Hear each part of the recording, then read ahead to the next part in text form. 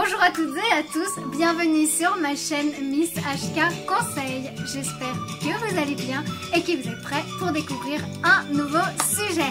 Allez, c'est parti, on y va. Aujourd'hui, nous allons voir ensemble un nouveau sujet. Nous allons parler de l'adoption. Alors, c'est une vidéo assez courte sur l'adoption et moi, je vais en parler plutôt d'un niveau sous un angle psychologique. Donc, déjà, d'un point de vue légal, qu'est-ce que l'adoption? En fait, est déclaré adoptable tout enfant en état juridique d'abandon étant reconnu par une institution, par un individu ou par la société même ou ses parents d'origine. Il faut savoir qu'il existe deux types d'adoption, l'adoption plénière ou l'adoption simple. L'adoption plénière va remplacer le lien de filiation existant entre l'adopté et sa famille d'origine par un nouveau lien. L'adoption simple, elle, permet d'adopter une personne, même adulte, oui parce qu'il est possible d'adopter des adultes, sans qu'elle rompe les liens avec sa famille d'origine. Il faut savoir que l'adoption est ouverte à toute personne de plus de 28 ans, mariée ou non, vivant seule ou en couple, et aux époux mariés depuis plus de 2 ans ou âgés tous les deux de plus de 28 ans. Maintenant, on va voir d'un point de vue social. En fait, l'adoption place, on n'apprend rien, je vous apprends rien de nouveau, l'adoption place un enfant dans une famille en lui donnant son nom, son histoire ainsi que sa généalogie. L'adoption va constituer en soi un paradoxe. Pourquoi ça va constituer un paradoxe? Parce qu'elle va souligner les difficultés de procréation du couple parental. J'en avais parlé dans une précédente vidéo sur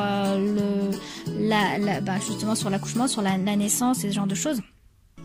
On sait très bien que d'un point de vue psychologique, justement, c'est difficile quand le couple a des difficultés à concevoir, à procréer. Ça peut être, c'est vraiment difficile d'un point de vue psychologique. Si ça vous intéresse, n'hésitez pas à vous rapporter à une de mes précédentes vidéos.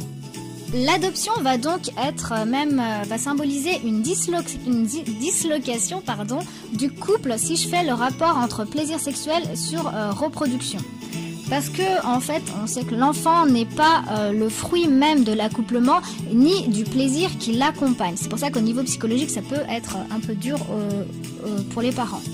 Maintenant, au niveau de la législation, il faut savoir qu'il est interdit l'enfant a interdiction de réaliser toute action judiciaire lorsqu'il souhaite retrouver sa mère ayant accouché sous X. Par contre, le père, lui, ne dispose pas des mêmes droits. C'est-à-dire que si l'enfant souhaite connaître l'identité de son père biologique, il le pourra, il en aura le droit, et le père biologique ne pourra pas refuser que son identité lui soit dévoilée. Maintenant, on va voir ensemble quels sont les déterminants individuels du côté des parents et du côté de l'enfant. Alors déjà du côté des parents, en fait on sait que l'adoption va donne un enfant à une famille et réciproquement finalement.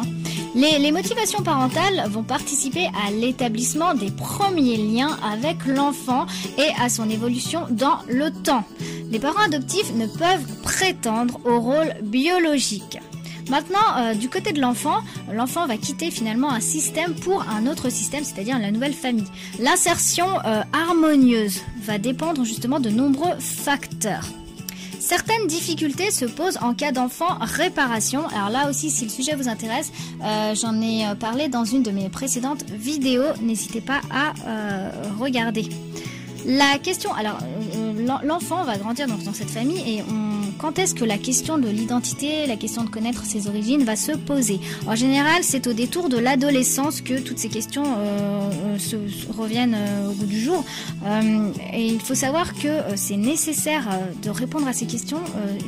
C'en est nécessaire pour la construction même de l'adulte en devenir. Donc il est important de donner toutes les réponses à l'enfant sur son identité, sur ses origines. Voilà. Si vous avez des questions, d'autres questions, moi j'ai fait cette vidéo vraiment très courte en parlant on va dire de l'essentiel, mais il y a plein d'autres choses, il y a plein d'angles que je n'ai pas évoqués, donc si vous avez d'autres questions sur les démarches, etc., n'hésitez pas à me laisser des commentaires. Cette vidéo est à présent terminée, j'espère que le sujet vous aura plu.